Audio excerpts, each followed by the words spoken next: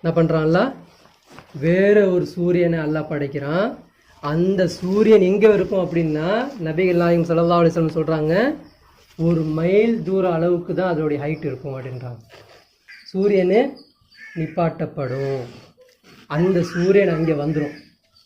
இந்த மாதிரி உடம்பு இருந்தால் உலகத்தில் இருக்கக்கூடிய நெருப்பு பக்கத்தில் கொண்டு போய் போட்டாலே பொசுங்கிரும் உடம்பு. மிஷின்லாம் ரெடி பண்ணி வச்சிருக்கிறான். இறந்து போனவங்களும் மிஷினில் கொண்டு போய் வச்சாலும் என்ன ஆகுது, 5 நிமிஷம் சாம்பிளாக வெளியே கொடுத்துட்றான். உலகத்திலே ரெடி பண்ணி வச்சுருக்கேன். இந்த உடம்புக்கெல்லாம் எவ்வளோ ஹையஸ்ட்டாக நெருப்பு கொடுத்தோம்னா அவன் சாம்பலாக மாறிடுவான் அப்படின்னு. ஆனால் அல்லாஹ் இந்த உடம்பு அல்லாஹ் இங்கே கொடுக்க மாட்டான், வேறு ஒரு உடம்பை கொடுப்பான் அல்லாஹ் இங்கே. எதற்கு தெரியுமா? அந்த மஹ்ஷர் மைதானத்துடைய ஒரு நாள் நீங்கள் உலகத்தில் கணக்கெடுக்கக்கூடிய 50,000 வருஷம்.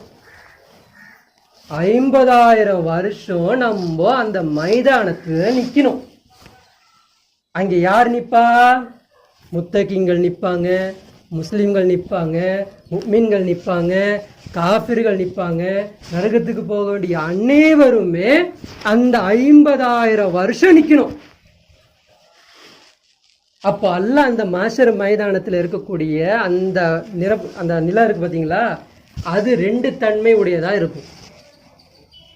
ஒரு தன்மை எப்படி இருக்கும் அப்படின்னா, ஃபுல்லாக வெள்ளியாலாக்கப்பட்ட மைதானமாக இருக்கும்.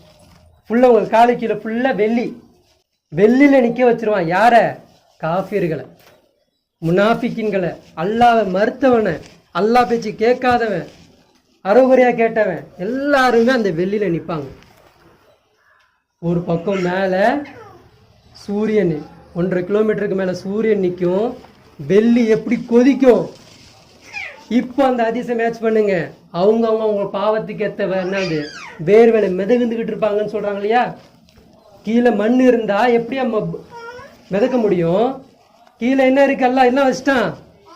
வெள்ளியை வைக்கிறான். வெள்ளியில் அந்த தண்ணி என்னாவது வத்த செய்யாது. நம்மளுடைய வேர்வைக்கு ஏற்ற அவங்களுடைய பாவத்துக்கு ஏற்ற வேர்வேலை அவன் மிதந்துக்கிட்டு இருப்பான்.